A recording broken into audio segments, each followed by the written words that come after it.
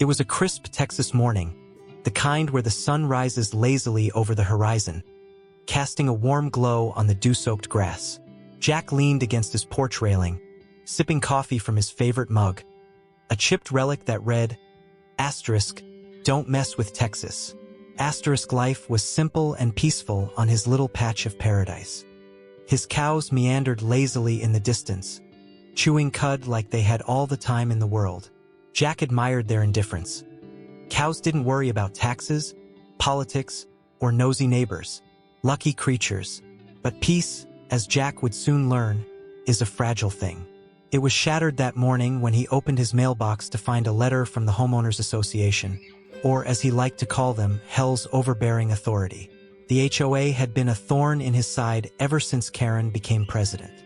Karen, with her perfectly coiffed hair and her penchant for wielding HOA bylaws like a medieval knight swinging a broadsword, was the kind of person who could find fault with a rainbow for being too colorful. Jack unfolded the letter and began reading aloud to no one in particular. Dear Mr. Thompson.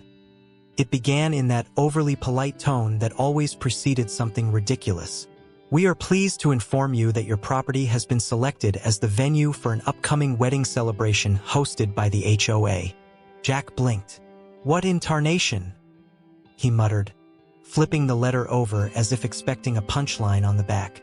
Nope, just more legalese explaining how his backyard, his sanctuary, was now apparently community property for Karen's latest vanity project. The letter continued, as this event will serve to enhance our neighborhood's reputation and foster community spirit, we trust you will be honored to contribute your space to this joyous occasion. Honored. Jack snorted so hard he nearly spilled his coffee. They've got some nerve. He reread the part where it mentioned that any interference on his part would result in fines and possible legal action. Ah yes, classic Karen, turning neighborly cooperation into a hostage negotiation. Jack stormed inside and called Karen directly. She answered on the second ring, her voice dripping with faux sweetness.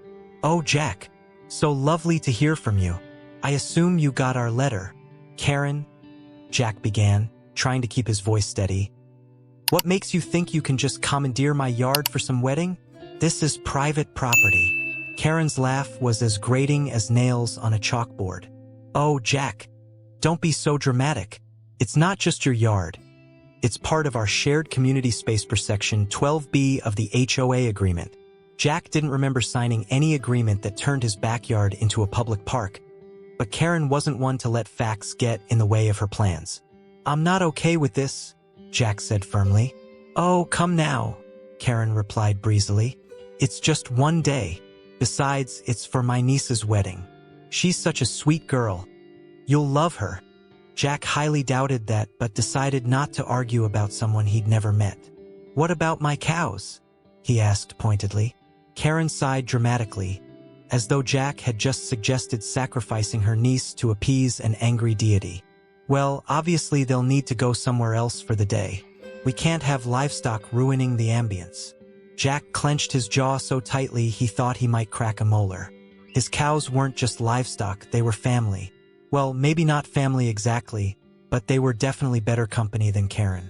Karen, Jack said slowly, you can't just evict my cows. Oh, don't be silly, Karen chirped. We're not evicting them. We're just asking them to take a little vacation. Honestly, Jack, you're making this more difficult than it needs to be. Jack hung up before he said something that would land him in anger management classes. Over the next few days, preparations for the wedding began in earnest, without Jack's consent or cooperation. Trucks rolled onto his property carrying tents, tables, and enough flowers to choke an elephant. Strangers wandered around his yard like they owned the place, setting up lights and testing sound equipment. One particularly bold vendor approached Jack while he was fixing a fence post near the barn. Hey there, the man said cheerfully. Where should we put the champagne fountain? Jack stared at him blankly before pointing toward Karen's house down the road. Try over there, he said dryly. By Friday evening, Jack's once quiet yard had been transformed into something out of a bridal magazine. White tents billowed in the breeze, fairy lights twinkled in every tree, and an elaborate archway stood proudly at the edge of his pasture. Jack stood on his porch watching it all unfold with a mixture of disbelief and simmering rage. He felt like a man who'd been mugged but forced to compliment his attacker's choice of weapon. And then came Saturday morning, the day of the wedding. Guests began arriving early, parking their shiny cars along Jack's dirt driveway and trampling through his flower beds without so much as an apology. Karen bustled around barking orders at everyone like some deranged general preparing for battle. She spotted Jack leaning against his truck and waved at him with exaggerated enthusiasm. "Good morning," she called out brightly. "Isn't it just beautiful?" "It sure is something," Jack replied flatly. Karen either didn't notice or didn't care about his tone because she marched right up to him with a clipboard in hand. "Now remember," she said briskly, "we need everything to go smoothly today, no surprises." Jack raised an eyebrow but said nothing. "Oh," Karen added as though she'd just remembered something important. "And do keep your cows away from the festivities. They're adorable but not exactly wedding material." Jack nodded slowly, biting back a smile that threatened to creep across his face. "No surprises," he repeated under his breath as Karen walked away. He glanced toward the barn where his cows were lazily chewing hay and gave them a conspiratorial wink. If only Karen knew what was coming next. Jack woke up the next morning to the sound of laughter and the clinking of tools in his backyard. He didn't even bother to grab his coffee before stepping outside to investigate. Sure enough, Karen's army of wedding planners was hard at work, hammering stakes into the ground, stringing up fairy lights, and unloading what looked suspiciously like a champagne fountain. Jack rubbed his eyes and muttered, "I must be dreaming, or maybe I've died and gone to HOA hell." Karen herself was standing in the middle of the chaos, clipboard in hand, barking orders like a drill sergeant at boot camp. "No, no, no. The hydrangeas go next to the archway, not under it. Do I have to do everything myself?" She snapped at a bewildered florist who looked like he'd rather be anywhere else. Jack approached her slowly, trying to keep his temper in check. "Karen," he said flatly, "what is going on here? I didn't agree to any of this." Karen turned to him with her trademark condescending smile. "Oh, Jack, good morning. Isn't it exciting? Everything's coming together beautifully." "Exciting?" Jack repeated incredulously. "Karen, you're trespassing on my property. You didn't ask for permission. You just decided my backyard was your personal event space." Karen waved dismissively as though Jack had just pointed out a minor inconvenience, like a smudge on her clipboard.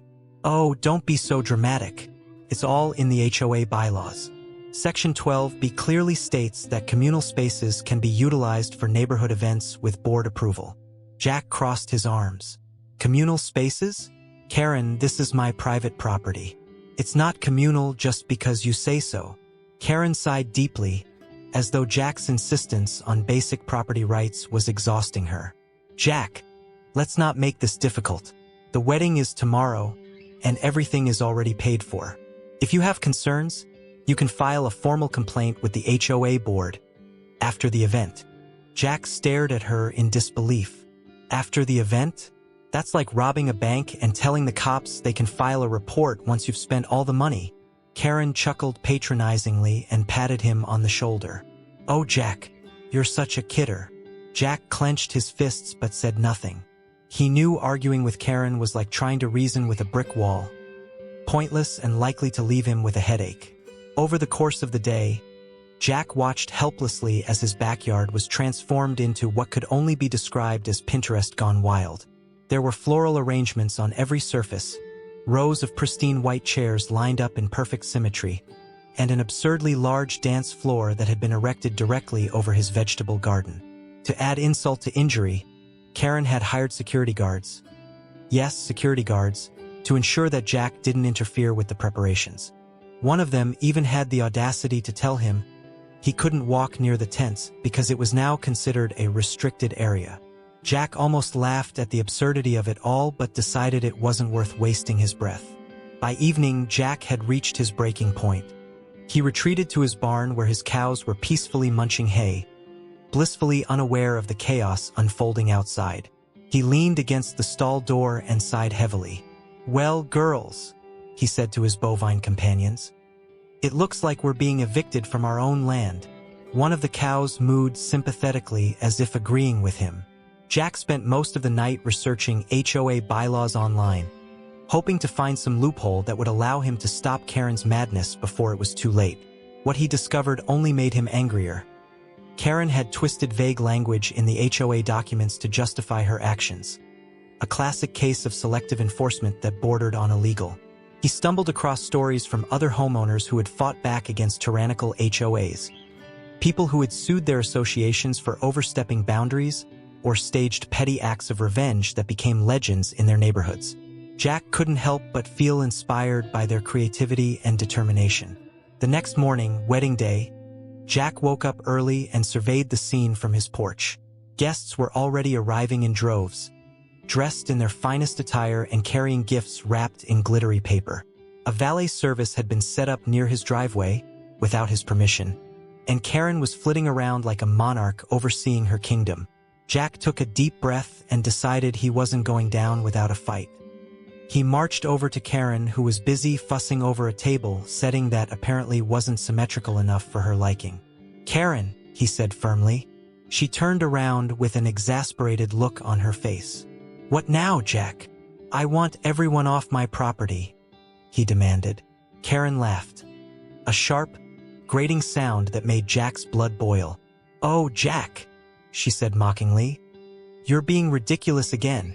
"No," Jack replied through gritted teeth. "What's ridiculous is you thinking you can just take over my land without consequences." Karen rolled her eyes dramatically and gestured toward the crowd of guests mingling near the tents. "Look around you. Everyone is having such a wonderful time already, and we haven't even started yet. Why ruin it?" Jack stared at her for a long moment before replying calmly, "You know what? You're right." Karen blinked in surprise. She hadn't expected him to agree with her. "I shouldn't ruin it," Jack continued with a sly smile creeping across his face. Karen frowned slightly but didn't press further. She assumed she'd finally worn him down. Jack walked back toward his barn where his cows were waiting patiently for breakfast. He opened their stall doors one by one and whispered conspiratorially, "All right, girls, it's showtime." With that simple act of defiance brewing in his mind like strong coffee left too long on the burner, Jack knew this would be a day Karen, and everyone else, would never forget. Jack stood in the barn doorway, watching his cows with a grin that could only be described as mischievous. The herd, oblivious to the chaos about to unfold, lazily chewed their hay and swished their tails. Jack clapped his hands together, startling the cows just enough to get their attention. "All right, ladies," he said, his voice dripping with mock seriousness. "Today's the big day. You've been called to duty. It's time to show Karen and her fancy guests what true Texas hospitality looks like." The cows stared at him blankly, as cows tend to do, but Jack took their silence as agreement. He opened the barn doors wide and gestured dramatically toward the backyard. "Go forth," he declared. "Make me proud." First, nothing happened. The cows remained rooted in place, blinking at him like he'd lost his mind. Jack sighed and grabbed a bucket of feed, shaking it enticingly. That did the trick. Slowly but surely, the herd began to shuffle forward, their hooves clomping against the barn floor. As they emerged into the sunlight, Jack couldn't help but feel a surge of satisfaction. This was it, the moment he'd been waiting for. He watched as his cows ambled toward the wedding setup, their sheer size and presence enough to cause a ripple of unease among the early guests. The first casualty was the champagne fountain. One particularly curious cow, whom Jack had named Bessie, wandered over to the gleaming contraption and sniffed it inquisitively. Then, with all the grace of a wrecking ball, she knocked it over with her head. Champagne sprayed everywhere, soaking the pristine white tablecloths and eliciting shrieks from nearby guests. Karen appeared out of nowhere, her face a mask of horror as she sprinted toward the scene. "What is happening?" she screeched, waving her clipboard like it was some kind of magical wand that could make everything go back to normal. Jack leaned against his porch railing, sipping his coffee and watching the chaos unfold like it was his favorite TV show. "Looks like Bessie's not much of a champagne drinker," he muttered to himself. Meanwhile, another cow decided to investigate the buffet table. With one swift motion of her massive head, she sent a tray of hors d'oeuvres flying into the air. Mini quiches and stuffed mushrooms rained down on horrified guests who scrambled to avoid being hit by flying appetizers. Karen was now in full meltdown mode, barking orders at anyone who would listen. "Get them out of here!" she yelled at one of her security guards. The guard hesitated, clearly unsure how to handle a situation involving rampaging livestock. Should I call animal control?" he stammered. Karen glared at him like he'd just suggested sacrificing her niece's wedding cake to appease the cows. "No, just do something." The guard approached one of the cows cautiously, holding out his hands as if trying to reason with it. The cow responded by mooing loudly and stomping its hoof, sending him scurrying backward in terror. By now, word had spread among the guests that something was seriously wrong. People abandoned their seats and began retreating toward safer ground, or what they thought was safer ground until they realized that Jack's cows were everywhere. One particularly bold cow decided to investigate the dance floor. She stepped onto it with surprising agility for an animal her size and began trotting in circles as if auditioning for Dancing with the Stars. Farm Edition. The DJ attempted to keep playing music but quickly gave up when another cow knocked over his equipment. Karen spotted Jack standing on his porch and stormed toward him like an angry tornado in heels. "Jack!" she screamed, her voice reaching a pitch that could shatter glass. "What have you done?" Jack took another sip of coffee before replying calmly. "Me? I haven't done anything." Karen gestured wildly at the carnage behind her. The overturned champagne fountain, the ruined buffet table, the dance floor now occupied by a cow performing what looked like an interpretive dance routine. "This is your fault," she shrieked. Jack shrugged innocently. "I told you my cows wouldn't be happy about being evicted." Karen looked like she was about to explode, but was interrupted by a loud crash from behind her. She spun around just in time to see one of Jack's cows knocking over the wedding archway with a lazy swipe of its tail. The bride, Karen's niece, burst into tears while her groom tried unsuccessfully to console her. Guests began fleeing en masse, some clutching their expensive gifts while others simply ran for their lives. Jack couldn't suppress his laughter any longer. It burst out of him in uncontrollable waves as he watched Karen flail helplessly in front of her ruined masterpiece. "You think this is funny?" Karen shouted at him. Jack wiped tears from his eyes and nodded emphatically. "Oh, Karen," he said between chuckles. "This is hilarious." Karen stomped away in defeat while Jack's cows continued their reign of terror across what had once been a picture-perfect wedding venue. By mid-afternoon, most of the guests had left, leaving behind only Karen and a handful of shell-shocked wedding planners who were attempting to salvage what little remained of the event. Jack walked over to Karen with a satisfied grin on his face. "Well," he said cheerfully, "looks like your niece's wedding will be one for the history books." Karen glared at him but said nothing. She knew there was no point in arguing anymore. Jack tipped his hat at her before turning back toward his barn, where his cows were now leisurely grazing on what remained of Karen's floral arrangements. As he walked away, he couldn't help but feel a sense of triumph. Not just for himself but for every homeowner who'd ever been bullied by an overzealous HOA president. Justice had been served, Texas style. Jack woke up the next morning feeling like a man who had just won a championship game without even breaking a sweat. The sun was shining, the birds were chirping, and his cows were happily grazing in the wreckage of Karen's once-perfect wedding setup. It was a sight to behold. White chairs overturned, floral arrangements trampled, and what remained of the champagne fountain now serving as a makeshift water trough for Bessie. Jack leaned against his porch railing, sipping his coffee with a smug smile. Justice, he thought, tasted even better than caffeine. But Jack's victory lap was short-lived. Around mid-morning, Karen showed up at his front door, clipboard in hand and fury in her eyes. She didn't bother knocking. She barged right in as if she owned the place. "Jack!" she bellowed, her voice echoing through the house like an air raid siren.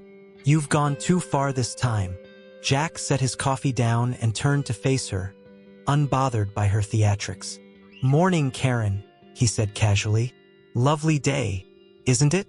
Karen ignored his pleasantries and thrust the clipboard toward him. "Do you see this?" she demanded. Jack squinted at the document clipped to it. "Looks like a piece of paper," he said innocently. Karen's face turned an alarming shade of red. "It's a formal complaint. The HOA is suing you for damages caused by your beasts." Jack raised an eyebrow. "Damages? Karen, I think you mean consequences. You trespassed on my property, disrupted my peace, and tried to evict my cows. What did you expect? A thank you card?" Karen huffed indignantly and pointed at the clipboard again. "This is serious, Jack. You'll be hearing from our lawyers." Jack chuckled and leaned back in his chair. "Oh, I'm counting on it." True to Karen's word, Jack received official notice later that week informing him that the HOA was pursuing legal action against him for property damage and intentional disruption of community activities. Jack wasn't worried. In fact, he found the whole thing hilarious. He hired a lawyer, a sharp-witted woman named Susan who had made a career out of dismantling overzealous HOAs and prepared for battle. The court date arrived faster than expected, and Jack walked into the courtroom with Susan by his side and a folder full of evidence tucked under his arm. Karen was already there, sitting at the plaintiff's table with her lawyer, a smug-looking man in an overpriced suit who seemed to think he was auditioning for a courtroom drama. The judge, a no-nonsense woman with glasses perched on the edge of her nose, called the proceedings to order and asked Karen's lawyer to present their case. The lawyer stood up confidently and began his spiel about how Jack's cows had caused irreparable damage to HOA property and ruined an event that was meant to foster community spirit. He painted Karen as a victim, a selfless leader who had been unfairly targeted by Jack's reckless behavior. When he finished, Karen nodded vigorously, dabbing at her eyes with a tissue as if she'd just endured a great tragedy. The judge turned to Susan. "Ms. Carter, your response?" Susan stood up with a calm smile and began her rebuttal. She started by presenting evidence that proved Karen had violated multiple property laws by using Jack's land without permission. She pointed out that the HOA bylaws Karen had cited were vague at best and did not grant her the authority to commandeer private property for personal events. Then Susan dropped the bombshell. She revealed emails between Karen and other HOA board members discussing how they could manipulate bylaws to justify using Jack's yard, emails that Susan had obtained through some very creative legal maneuvering. Karen's face went pale as Susan read aloud one particularly damning email in which Karen referred to Jack as a stubborn old farmer who won't know what hit him. The courtroom erupted in murmurs. The judge raised her hand for silence before turning to Karen's lawyer. "Do you have anything to say in response?" The lawyer stammered incoherently before sitting down in defeat. Susan wasn't done yet. She presented photographs of the wedding setup showing how it had encroached on Jack's property without his consent. She also submitted witness statements from neighbors who confirmed that Karen had ignored Jack's objections and proceeded with her plans anyway. By the time Susan finished her presentation, it was clear who the real villain was, and it wasn't Jack or his cows. The judge took off her glasses and rubbed her temples before delivering her verdict.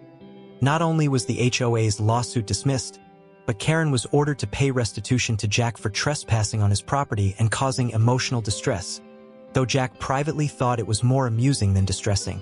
Furthermore, Karen was removed from her position as HOA president effective immediately. Jack couldn't hide his grin as he left the courtroom victorious. Susan patted him on the back and said, "Well done, cowboy. Back home." Jack celebrated by throwing an impromptu barbecue for his neighbors, most of whom were thrilled to see Karen finally get what she deserved. Even Bessie got in on the festivities. She wandered over to the grill and tried to steal a hot dog when no one was looking. As for Karen, she moved out of the neighborhood not long after her public humiliation, much to everyone's relief.